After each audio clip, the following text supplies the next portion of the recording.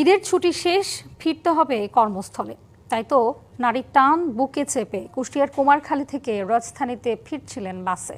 কিন্তু কে জানতো সেই যাত্রাই হবে শেষ যাত্রা। রাজবাড়ীর দৌলতিয়া ফেরিঘাটে অর্ধশতাধিক যাত্রী নিয়ে পদ্মায় ডুবেছে বাস। এ পর্যন্ত ৩ জনের মরদেহ উদ্ধার করা হয়েছে। জীবিত ফিরেছেন ১০ জন, বাকিদের সন্ধানে চলছে সর্বাত্মক উদ্ধার তৎপরতা। ফায়ার সার্ভিসের পাশাপাশি কাজ করছে উদ্ধারকারী জাহাজ হামজা, বিআইডব্লিউটিসি, নৌ পুলিশ, সেনাবাহিনী, স্থানীয় প্রশাসন সহ সংশ্লিষ্ট সব দপ্তর। তবে বৈরী আবহাওয়ায় উদ্ধার কাজ ব্যাহত হচ্ছে। বুধবার বিকেল ৫টার দিকে রাজবাড়ীর দৌলতদিয়ার ৩ নম্বর ঘাটে ফেরিতে উঠতে গিয়ে এভাবে নিয়ন্ত্রণ হারিয়ে নদীতে পড়ে যায় যাত্রীবাহী বাস।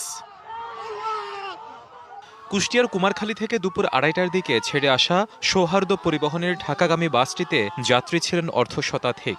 ১০ জনের মতো যাত্রী উঠতে পারলেও নিখোঁজ হন বাকিরা।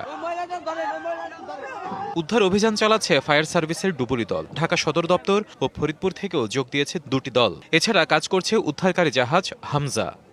আমার মেয়ে নাতি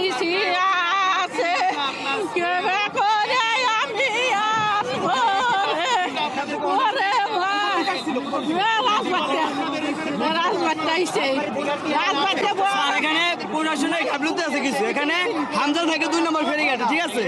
এখানে আপনার ৩ নম্বর ফেরিঘাটে বাসটা ঢুকছে, আস্তে আস্তে ৩ ঘন্টা টাইম লাগবে। ফায়ার সার্ভিসের ডুবুরি অলরেডি ৩ জন ডুবুরি নিচে নেমে গেছে। আপনি দেখতে দেখতে আরেকজন ডুবুরি গেছে। আমরা যেমনটি এখনো শুনেছি যে আমাদের সৌহার্দ্য একটি পরিবহনের বাস যেটি পাংশা উপজেলা থেকে রওনা হয়েছিল এবং তারা ফেরিতে ওঠার সময় নদীতে পড়ে গিয়েছে। আমরা ফরিদপুর জেলা থেকে ডুবুরি দল আনাচ্ছি, তারা অল্প সময়ের মধ্যে আমাদের কাছে চলে আসবে। উদ্ধারকারী যে জাহাজ হামজা সেটি চলে আসছে, আমাদের কার্যক্রম চলো। পানির নিচে বাসটি শনাক্তের পর হামজার সহায়তায় তোলার চেষ্টা চলছে। হিমাদ্রি রাহা, ডিবিসি নিউজ ডেস্ক। নগদ নিয়ে এলো হার না মানা হার অফার।